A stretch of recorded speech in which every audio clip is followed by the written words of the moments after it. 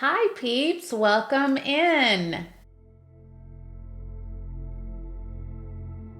As you can tell, I have a guest today. Hello.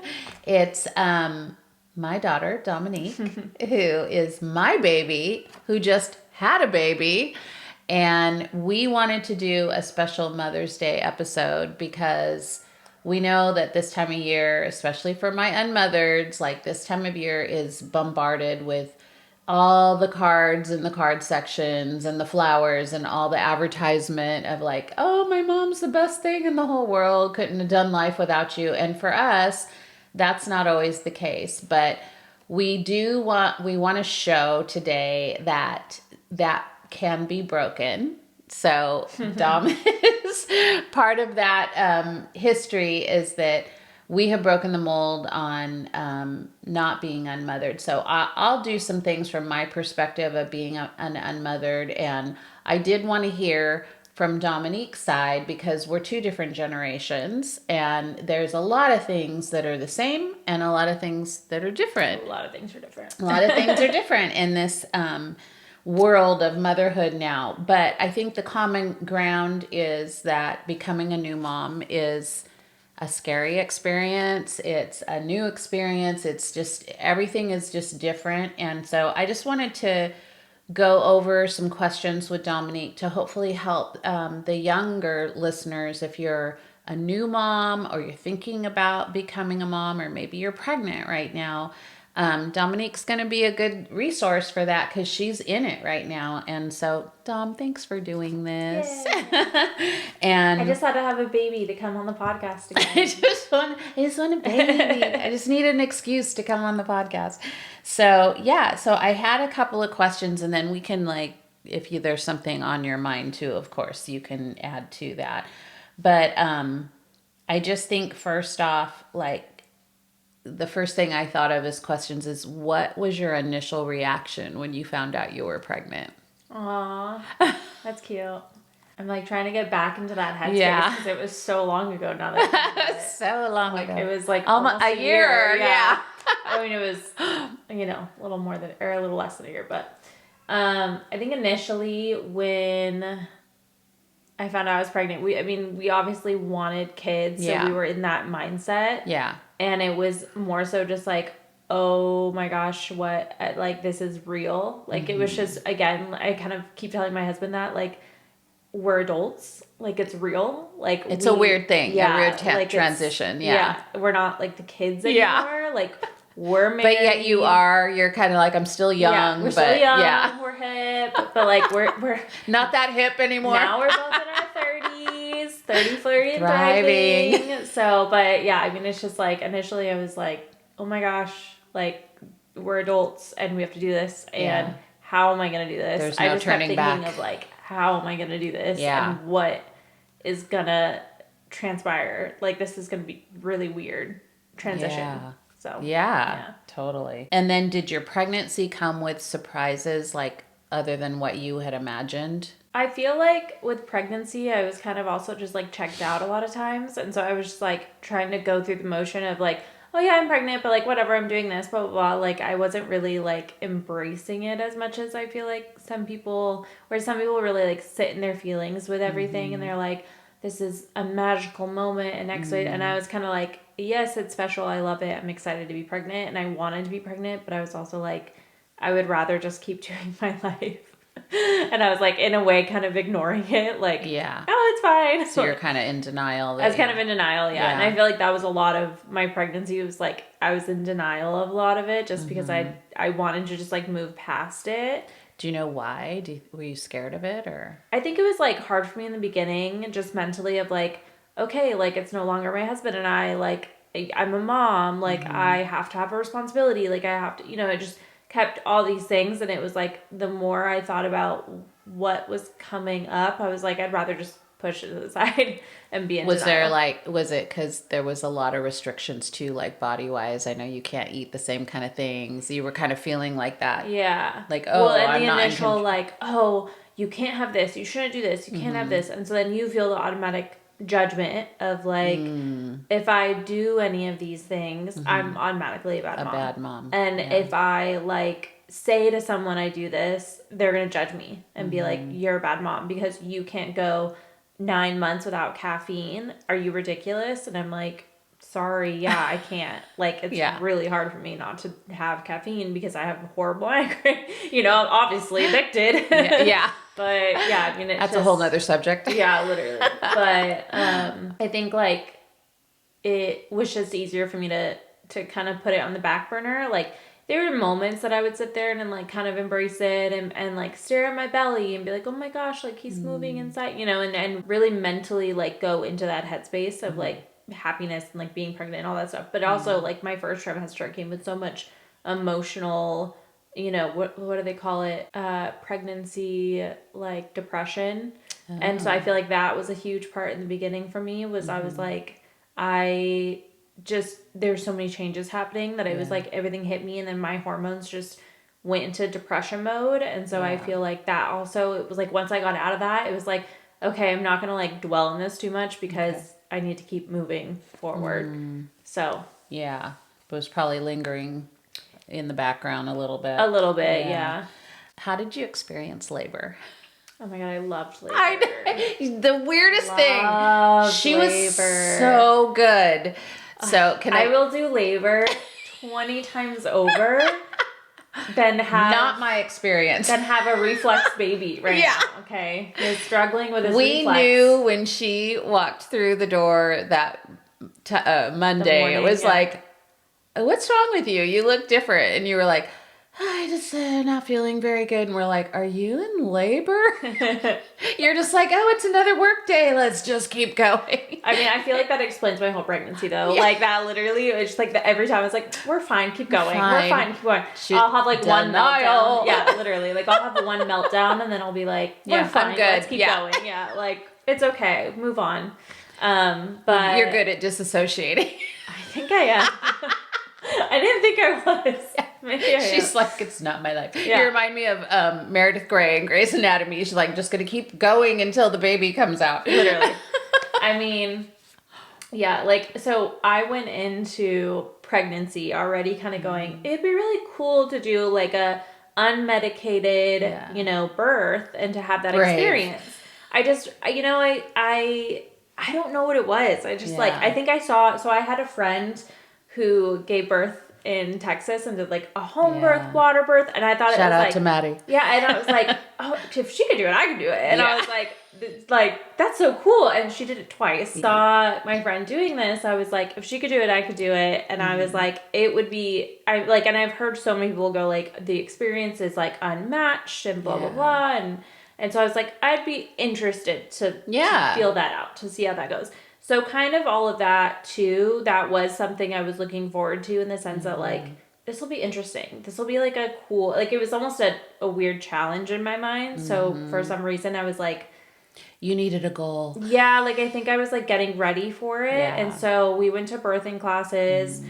The other thing that people had experienced is they were like, got a doula or like a midwife. And like we just had an OB. So then I was like, do you go with a midwife or a doula? And so like that was a whole thing. And then like trying to find one because in our town it's so small that like no one really does it. And it's not like we're in a bigger city area that you can like find a plethora of them. Yeah. And then also I wanted to make sure that they were local because when I was talking to some other people, they were like, well, my friend had a doula and she didn't make it in time for the hospital. And then it was like, what are we paying you for? You know, and there is that aspect of like, it's a transaction. So like, you are paying for a service, and like if at the end they're not meeting your expectations, do you still pay them for this? And it was hard. And that was something my husband and I discussed as we were like, you know, we discussed to my doula, like, can we do a payment plan? Like, can we make sure that everything goes right? Because it's like, at the end of the day, like, how's that going to go at the end? Yeah, if the service isn't performed. If the service isn't, and even she has on her contract, like, even if I don't make it to the hospital or even if it's not, you know, you're going to have to pay still. Yeah. And I agree. Like, I'm like, it's you their do business. a service. Yeah. And for her work, for her doula work, it was body work. Right. And it was before labor. So I feel like that was what I was paying for. Yeah, she was kind of with you throughout the whole thing. So I feel like that's what I was paying for. But yeah, my labor went like so good, so much better than I expected. And also like the biggest takeaway is like I had a very low risk pregnancy. Yeah. Super low risk. And I feel like if it wasn't as low risk, I don't think it would have gone as well. I'm glad you said that. And that is like the biggest factor in my mind is like, one, I was super low risk. And then two, I had her support and like her body work support. And so it's like the whole time she's like massaging me and she's helping me. And then there was a video I saw on a TikTok that she literally says, the girl in the video says, if you basically just gaslight yourself that you're not going into labor, because too many people get that first contraction and go, I'm going to labor. And they like freak out. That would be me. Like, so she was just like, you need to literally just like, it's fine. It's fine. Because she's like, also, you're not going to feel all the feelings right in the beginning. It's going to take a while. Yeah. And so I was like, oh, you're right. So then I'm like, okay, that's a good idea. I'm just going to like pretend like it's not happening. Apparently, because I'm good at I think that's true because you were my easiest labor and I was in denial and I was like, oh, I'm going to take a shower. Yeah. It's going to be 2 days like the other pregnancies. And that's what I kept remembering too. Is I was like, my mom took a shower before she did her makeup. Like, it's fine. Like, I have time. Yeah, and so I'm going to be in there for weeks. It's fine. I still have it. I wasn't fully packed with my hospital bag yet. Yeah. Like, I had just gotten a robe in from Amazon that I wanted to bring to the hospital. And I was like, Kate, I need to do the laundry before we leave. And I like literally washed my robe before I left. And I did not know that. Yeah, I always forget that one. I had the tags on it still. The tags were in the laundry. It was crazy. But yeah, so then like even that, like, and the whole time my poor husband, he's just like, can we go to the hospital now? And I'm like, no, it's fine. Strong Mantelli women were like, we're in charge. And we'll tell you. Yeah. Finally, I hit a point where I was like, okay, I think we could go. They probably won't send us back home. I feel like they won't send us back home, but I don't know. Yeah. So once we got to that point, then it was like, okay, then I think mentally I went, okay, well, I'm going to go into labor. And once she told me like, oh, you're going to get admitted, I was like, okay, we're doing this. Like, and it wasn't until like that moment. And I was like, oh my gosh, like now we're in labor. But the whole experience, I could go on hours about my labor story because it was so amazing. Which is so funny because that's not everyone's story. Yeah. And it can be really traumatic and it can be really rough and sometimes people are just like, I never want to do that again. And, you know, or your brain forgets and you go, oh, let me do it again. And then you're like, why did I do this again? Yeah. But, you know, it's funny because I asked Dom, you know, after the baby was born and, you know, he's had some struggles. He cries a lot. There's some things going on in his reflux. And so I was like, oh, gosh, you're having like the hard baby. Are you going to have another one? She's like, oh, yeah, I would do labor again. Yeah. No problem. And I'm like, that's great. Well, you know, like they always say to like the husbands, don't mention another baby like, after the fact, you know, and they're like, be careful. Be careful. You know, and I think it was like 2 hours. I don't know. We were in the recovery room and my husband, or I think I said something to my husband and I was like, oh, I would do that again. I would have another baby. And he's like, when do you want to have another baby? Like, and you know, so like, then he got all excited. There's more babies coming. And then even like not too long ago, he's like, so when do you have another baby? And I'm like, okay, well, like, let's take a break, but like, I would love to do the same. I mean, if I could have the same experience again. And that's the thing is you never know. But you never know. Like, and it's all a mystery. Yeah. It's all up to God. Yeah. So now we have the baby, our little cute baby Henry. When you brought him home, what did that feel like? Well, first we brought him home and I gave him a tour of the house and I said, this is your home.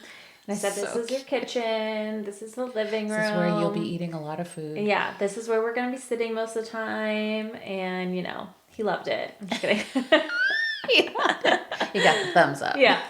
No, when we brought him home, it's like a lot of people say like, oh my gosh, they send you home and you're just like in charge of this infant. And weirdly, I was just like, yeah, it's my baby. Okay like, and it wasn't too weird to me.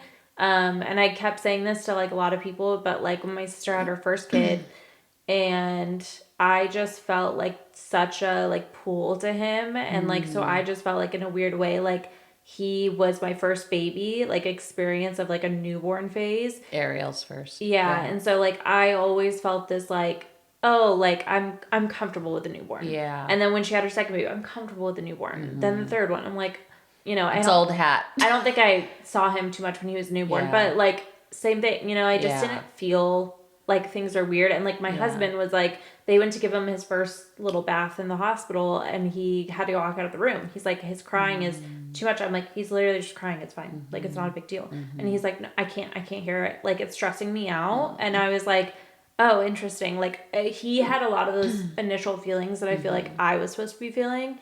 And I didn't. And I don't know if a little bit of that, which I do think it is, but a little bit of that was postpartum depression and kind of like, again, disassociating and just being like, I have to focus on like taking care of this child, taking care of myself. And like, that's it. Like, I can't have emotions or feelings behind it. And then it kind of got to this point where I was like, oh, okay, now I have emotions and feelings behind it. But it did take a while for me to kind of like, oh, he's my child and like my baby. But even in the hospital, like I was telling you guys, the amount of times that my brain, I was like, it's okay, Auntie Dom's here to help you. And I was like, oh, I'm not the auntie. I'm the mom. And even like the other day, I said it in my head too. I was like, oh, Auntie Dom. And I was like, oh, no, I'm your mother. Mom. Wait, hi, I'm your mom. Yeah. Yeah. And I think, so just to segue, that is like, every new mom has those different experiences and stuff. But when you're unmothered and you come home, I feel like my experience was, oh my gosh, I'm a mom. Like, what does that even look like? I think you knew what a mom looked like. You knew what an auntie looked like. I didn't have those experiences. I was my sister's mother. Like, I took care of my sister. So I knew all about babies like that way. But emotionally, I didn't know what to do with this little infant. And luckily, like the first time out, Grammy helped me with Ariel.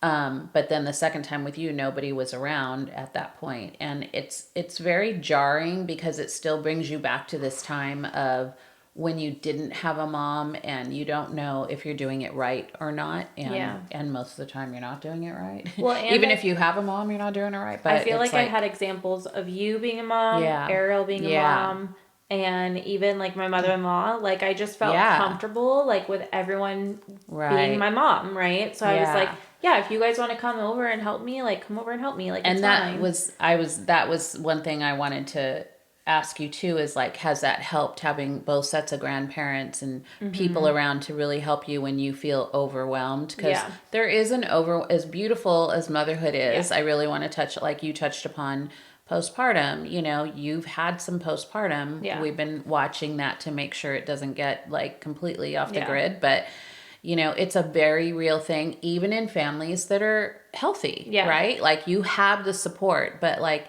I know, like, has that helped you some, or I don't know how you feel about that. Yeah, I mean, I think it's helped a good amount. I feel like it didn't hurt and it didn't like overwhelmingly help, but I think being able to at least, I feel comfortable being like, hey, can you come watch him for a little bit? Or, oh, can you come over? You know, there's been times where I'm like stressed out and you're like, I'm going to come over. And I'm like, okay, great. And even though like I don't do anything, I just have you hold him. Like it helps me just kind of breathe a little bit. That's what I noticed too, is like, I think like, oh, I'm going to come over and she'll go take a nap or whatever. And what I found was you just needed someone there. Sometimes so I could hold the baby someone. and just talk it out, like all the fears, all the things. Or even just like, or just relax without a child on me.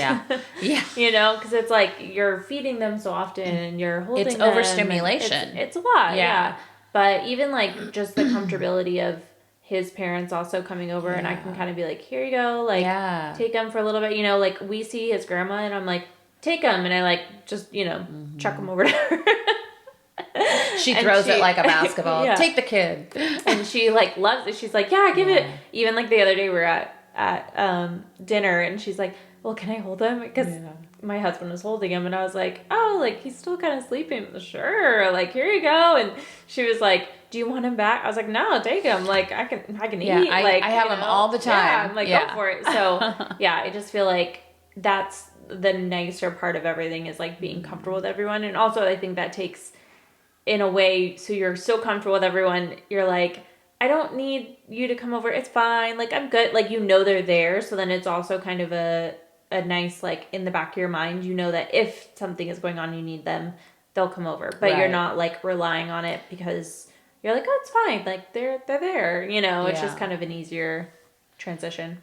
Are there times when you're feeling overwhelmed, like, is there any kind of thing that you do personally to like help get you back to a better state? I think that's what's the hard part is like Yeah. all of my normal, like whenever I was feeling overwhelmed or depressed, like in just my general day to day, like I can't do that in this with him because it's like I will take time by myself or I'll go take a bath or I'll do this, I'll do that, and I'm like, I can't do any of that because now I have this kid to take care of.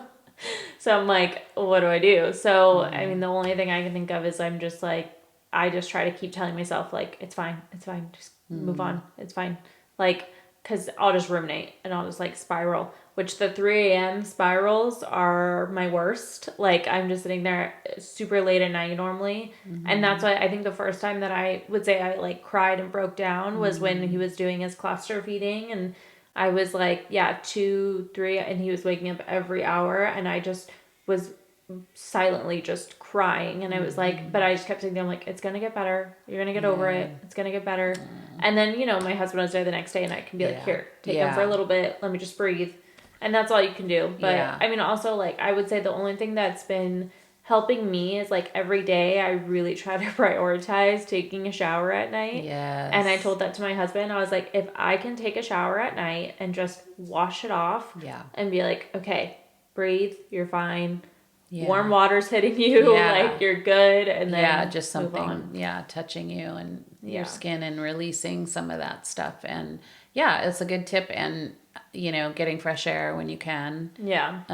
But it's a struggle to, even if I feel like even if you have all the help in the world, like you can't let go of all the feelings in your mind. So it's something you have to work through. And well, and then on top of it, you're trying to heal. So it's like physically you're trying to heal, and like you don't know what you're expecting every day because like I feel like your body changes how it's healing every day. Like one day it could be hurting in this area, and one day it's hurting in that area, and you're like, I don't know. Is this normal? Like, what do you want? Like, and you're just like, and then you're in pain. You're like, I don't want to do anything. Like, even going to get fresh air or going on a walk, like, I could barely walk, like, for a couple days. Like, it was a struggle. Yeah, don't do that, like, the first couple of weeks. That's not, like, it's a struggle to even get outside. Yeah, but just walk out in your backyard. That's it. Don't try to take a walk. It's very... So the one thing that Kate and I did do, so in the beginning, I would say, like, the first week, there was a couple times where I was, like, overstimulated, and I was like, I do need fresh air or something, and we had him in February, so we're thinking it's gonna be cold or whatever. I ended up having a heat wave like that next week, and so that was the other thing, is like we couldn't go on a walk because it was a heat wave. Too hot. So we were like, well, we're not gonna do that. But then there was a couple times where I was like, let's just go. I just need to go outside. So I just would go outside, and we have like a little patch of grass, and I would just stand there in the sun, like bask in the sun, and then like, but the baby would be inside with his dad. Like I'm like, give me some quiet time. 10 minutes. And so there was a couple times I did that, and that was really nice. That's good. Good advice. You need that vitamin D and just like something alone time and the grounding to just like feel that sun on your face. So I think the last question is just in general, now that you've been a mom for 2 whole months, what kind of advice would you give to someone who's going to become a new parent? What would you say to a mom or a woman that's... I don't know. I've only been a mom for 2 months. How am I supposed to know a lot more than I have a lot of burp cloths. I don't know. That's good. Have a lot of burp. They spit up a lot. Yeah, I mean, my son, yes. I think the piece of advice would be, as hard as it is to embrace the moment and feel the moments, especially when you don't want to feel the moments or you're not feeling happy in that moment. Just, feel what you're feeling. Is to just like feel what you're feeling, but also to remember that like this is beautiful and this is like amazing, and now you're a family of 3 or 4 or whatever, and you have to, you know, there is the little joys. And I think like once lately Henry's been like smiling at us and like making faces, and that's what like has been pulling me out of my depression, is I'm like, okay, like you're a human being, like you are my son, I need to take care of you. Like, and it just feels so much better when it's like he's smiling and stuff. But in the beginning stages, you know that's coming, but you're like still in the thick of it. You're a like, lot of work. This is way too much. Like, what am I doing? And I agree with that. And I think also to take the pressure off of yourself, to know that it is a lot, and there's no perfect way of doing it. And that was one of the things too, is like there's a lot of information out with you guys these there's days. too much information. So much more than what we had.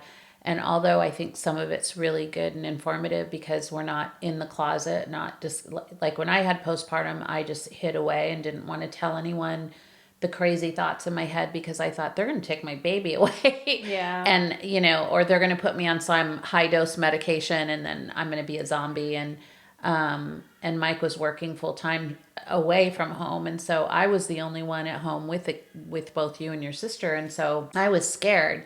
Now, though, I see that there's a lot of social media stuff and information at your fingertips, AI, all of that, which is great. You can kind of self-diagnose a little bit, but should you? And so I think, you know, the best advice is like take everything with a grain of salt. Like if it is something that you try and it's like, oh, that kind of works, that feels good, whatever. It's backed by science, it's backed by doctors, great. But if or holistic things, however that works for you. But don't take everything at face value of what you see or another influencer doing something that may not work. Or also remember that like people are different. Like I just saw this TikTok where this girl, her, I would say, labor recovery was like very similar to mine. Like sitting down hurt. Like physically, I was like, is something actually still wrong? Because it hurt so bad. And she was saying the same thing. I hurt so bad. I went back to my doctor because I'm like, what is going on? Versus you have a video of another influencer postpartum day 3 jumping out of her car, picking up her kid because she has 3 kids. Doing a boogie dance. Because she's like, I have 3 of these. And, you know, maybe she didn't tear. Maybe she had a good recovery. Like, or maybe she's lying to you and pretending maybe she's it like looks good. In so much pain, but she's able to go through it, you know, differently. And so that's the biggest thing too, is like, just take all of it with a grain of salt. But then on the flip side of things, we probably wouldn't have been able to put him in his bassinet without like seeing one of the Instagram videos that was like, okay, here's how you transfer your baby into the bassinet so to get him to go to sleep. And like when we figured that out, we were like, gold. And then he like, it took us months. it took us a week to get like we were sleeping with him on our chest because that first time, you know, he doesn't want to be put down and like you're trying to put him down, so you're trying to stay awake and then you're like drifting off and you're like trying to stay awake and you get scared and all that stuff and then you're like, I need to put him in his bassinet. Like, he needs to be able to sleep. But what does that look like? How do you do that? Yeah, how do I do that? And so then it's like, you know, you got that relief, which is nice. And so, you know, you get some good things off of it. But you do have to take everything. And I think just, you know, knowing like there's no perfect way to do it. Motherhood is very hard, very beautiful. It's like a mixed bag. Very personal. Very personal. And happy Mother's Day. Thanks. It's so good.